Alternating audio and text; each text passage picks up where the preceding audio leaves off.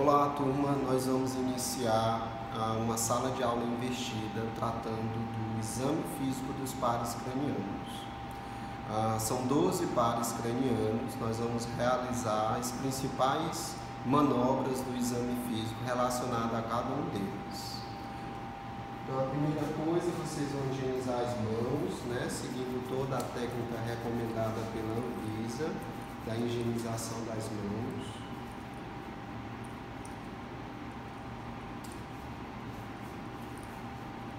Bom dia, Tatiana. Meu nome é Leonan, eu sou médico. Eu vou realizar um exame físico dos seus pares cranianos. Pode ser? Você me autoriza? Sim. Eu peço agora que você fique de olho fechado. Agora eu quero que você tape uma de suas narinas, certo? Você está sentindo algum cheiro? De quê? Agora tape a outra. Está sentindo algum cheiro? De quê? Continue de olho fechado. Tape outra narina. E agora? Está sentindo algum cheiro? De quê? Isso. Agora outra narina. E agora? Pronto. Pode abrir os olhos. Então isso foi testando o primeiro par craniano, que é o nervo olfatório. O segundo par craniano, você vai testar a acuidade visual, o campo visual e fazer o exame do fundo de olho, a fundoscopia. O exame da acuidade visual vocês vão fazer um só com o professor Mendes, que é a tabela de Snellen. Então não vai fazer parte desse vídeo. Vamos fazer agora o da acuidade do campo visual, que é feito por confrontação. O campo visual da paciente com o meu campo visual. Eu peço, Tatiana, que você conclua assim seu olho, isso. Fique olhando para mim, fixamente para mim. Quando você vir aparecendo o meu dedo, você avise que viu, certo? Quando desaparecer, avise. Faça assim agora. Quando aparecer, avise. Quando desaparecer, avise também. De novo, continue. Quando aparecer, avise. Continue olhando só para mim, tá? Só para mim. Quando aparecer, avise. Então, na avaliação do segundo par craniano, você vai ter que realizar também a avaliação do fundo de olho. Você vai utilizar para isso um oftalmoscópio. O objetivo dessa aula não é que vocês aprendam a avaliação do fundo de olho, isso vocês vão ver mais adiante, mas a técnica para que você consiga examinar esse fundo de olho do paciente. Então, para isso, vocês vão ter que aprender a manipular esse aparelho, que é um oftalmoscópio. Então, no oftalmoscópio, vocês vão ligar esse aparelho aqui, então vai ligar, então vocês vão ver a luzinha. Aqui, tem a roda de focagem. Essa roda de focagem é para você ver o foco, o seu foco. Então, você pode testar antes para que você visualize através dessa abertura aqui uma letra, um objeto, para você ver se está focado ou não para você. Então, tem que adaptar para qualquer um. Para cada um. Então você vai rodar aumentando para um número ou diminuindo o número e vai buscando o seu foco adequado, certo? Então aqui eu já coloquei no meu, que eu já testei antes, é o foco adequado para mim, onde eu vejo mais visível as letras. Também aqui no oftalmoscópio, na frente dele tem essa outra roda aqui. Essa roda permite que eu visualize ou o círculo grande, ou o semicírculo, ou, apesar de ser azul ali, a gente chama de círculo vermelho, ou a grade, que é utilizado para você ter noções de medidas, de distâncias de um para o outro. E tem o círculo grande, o círculo pequeno, o semicírculo, ou meia-lua, o vermelho e a grade. Geralmente nós utilizamos esse aqui para avaliação do fundo do olho, o círculo pequeno. Você tem que ficar com a luz apagada se posiciona na frente do paciente, você tem que ficar mais ou menos na mesma altura do paciente. Pede para o paciente olhar para frente, não olhar para a luz. Tem que tirar o óculos, se você tem o óculos, você coloca, vou examinar o olho direito do paciente. Então eu vou utilizar meu olho direito, para quando eu encoste assim próximo do paciente, não tenha nenhum problema, porque se eu for utilizar esse olho, né, sua face vai de encontro direto com o do paciente. Começa por essa distância da sua mão. Você posiciona então o oftalmoscópio. Pode passar. Você posiciona o oftalmoscópio e aqui você vai visualizar um reflexo vermelho lá na pupila do paciente pelo oftalmoscópio. E você vai então se aproximando, você vai sem perder o reflexo e vai avaliar o fundo de olho desse paciente. O da Tati é ótimo, dá para ver as artérias, mácula e fócula. Então avaliar agora o olho esquerdo, né? Então você se posiciona da mesma forma, a essa distância da sua mão, viu o reflexo vermelho, você vai se aproximando sem perder esse reflexo vermelho.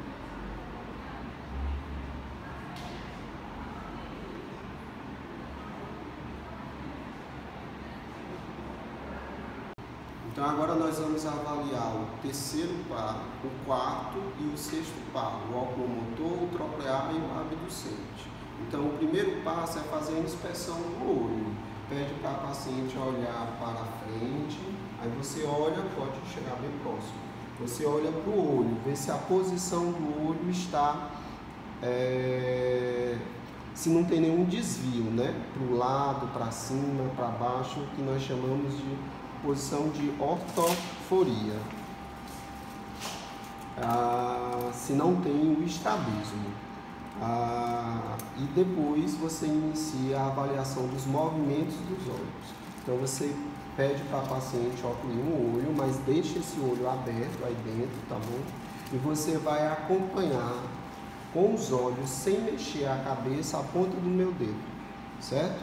Então você vai começar avaliando, ó, esse movimento é feito pelo músculo reto superior, o músculo reto lateral, o músculo reto inferior, o músculo oblíquo inferior é que faz esse movimento, o músculo reto medial e o músculo oblíquo superior. Você faz ainda a elevação e o abaixamento, que é feito por um conjunto de músculos. Agora você pede para a paciente trocar, por favor, Tati. Continue acompanhando a ponta do meu dedo sem mexer a cabeça, tá? Então, de novo, no outro olho. Reto superior, reto lateral, reto inferior, oblíquo inferior, cuidado, quem faz esse movimento é o oblíquo inferior, reto medial e o oblíquo superior. Faz elevação e abaixamento. E agora eu peço que você fique com os dois olhos abertos e você vai acompanhar a ponta do meu dedo com os dois olhos, certo? Então aqui você está acompanhando os dois olhos, o movimento dos dois olhos ao mesmo tempo. Esse movimento, além de avaliar, esse teste, além de avaliar o movimento em cada olho, ele também avalia o olhar conjugado, ou seja, para onde um olho vai, olha aqui, Tati, para onde um olho vai, o outro também vai. Isso nós chamamos de olhar conjugado. E no final, continue olhando, Tati. Você faz a convergência, você aproxima e você nota que ambos os olhos, né, ele tem essa convergência ocular, e se você for bem atento, você consegue ver uma dilatação da pupila. Então esses são os movimentos do globo ocular. Dá uma pausa. Então, agora nós vamos avaliar o reflexo fotomotor, direto ou indireto. Nós vamos incidir uma luz no olho do paciente. Quem vai captar essa luz é o segundo par, o nervo óptico, e a resposta, vocês vão visualizar, é a contração da pupila, uma miose. Quem dá essa resposta é o núcleo parasimpático do terceiro par do óculo motor, chamado núcleo de Ehrlinger-Westphal. Para isso, você pede para a paciente colocar assim a mão, pede para ela olhar para o seu olho e não olhar para a luz. Tu vai focar bem no olho dela agora. Você vai incidir a luz aí no olho e você visualiza essa contração da pupila. Isso é o reflexo fotomotor direto. Aí tu vai focar agora do outro lado. Você continua incidindo a luz nesse olho e observa a contração na pupila nesse outro. Que isso é o reflexo fotomotor indireto ou consensual. Faz de um lado e faz do outro. Continue olhando para a ponta do meu nariz. Você visualiza aí a contração da pupila, reflexo fotomotor direto. E depois você visualiza nesse olho, mas foca a luz nesse outro. É o reflexo fotomotor indireto ou consensual. Agora nós vamos avaliar o quinto par craniano, o trigêmeo, que tem uma porção sensitiva e uma porção motora. A porção sensitiva do quinto par tem um ramo que vai nessa região oftálmico, nessa outra o ramo maxilar e nessa outra o mandibular. Você pede para a paciente fechar os olhos, fecha os olhos, quando sentir alguma coisa, me avisa, tá? Toda vez que sentir.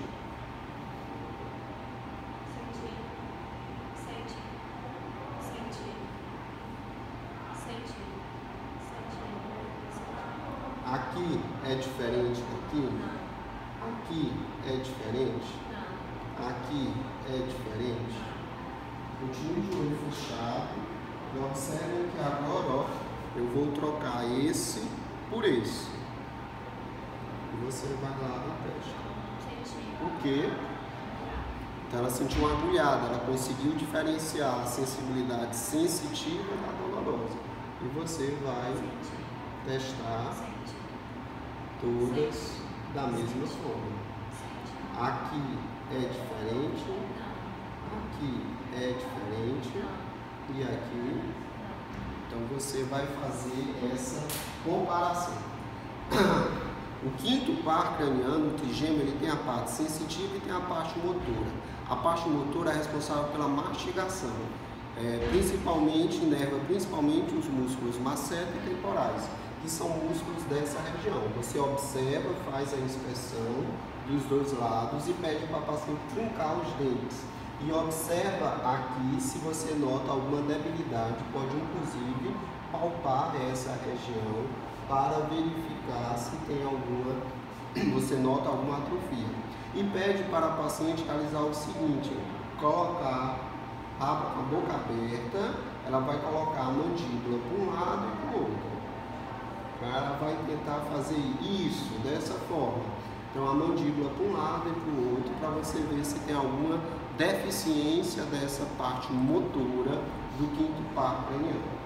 O sexto par nós já avaliamos, vamos agora avaliar o sétimo par, que tem a parte principalmente motora da face. Então tu foca bem na face da Tatiana, você vai pedir o seguinte, pedir para ela franzir a testa, enrugar a testa, fechar o olho com força. Então você nota toda a mímica e compara um lado com o outro. Que ela mostre os dentes, que ela abra a boca, pode abrir os olhos.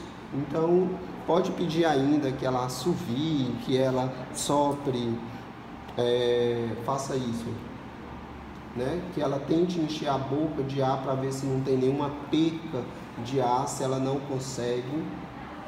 Todos esses movimentos são para testar a mímica facial do quinto par, do sétimo par, do facial. Nesse momento você pode realizar um teste córneo-palpebral. Foca aqui. Então você vai pegar um algodão, um chumaço de algodão. Não toque aqui, porque isso vai no olho do paciente para não contaminar. Pede para o paciente olhar para lá, foca no olho dela e você vai aqui e trisca. Quando você trisca, você verifica que ela pisca. Isso, olha para lá, para o outro lado. Isso é um reflexo córneo-palpebral.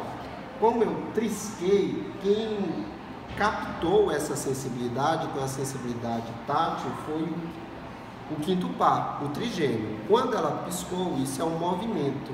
Quem faz esse movimento na face é o músculo orbicular, que fica ao redor do olho, que é inervado pelo sétimo par, pelo facial. Então aqui eu testei o quinto par e o sétimo par com o reflexo córneo palpebral. Depois do sétimo par vem o oitavo par, que tem uma parte vestibular e uma parte coclear.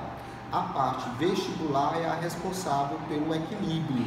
Você vai realizar, se levante por favor, você vai realizar o teste de Romberg, pede para a paciente ficar com os pés juntos, feche os olhos e se você cair eu lhe seguro, tá? Se você se desequilibrar. Você se posiciona assim para caso a paciente se desequilibre.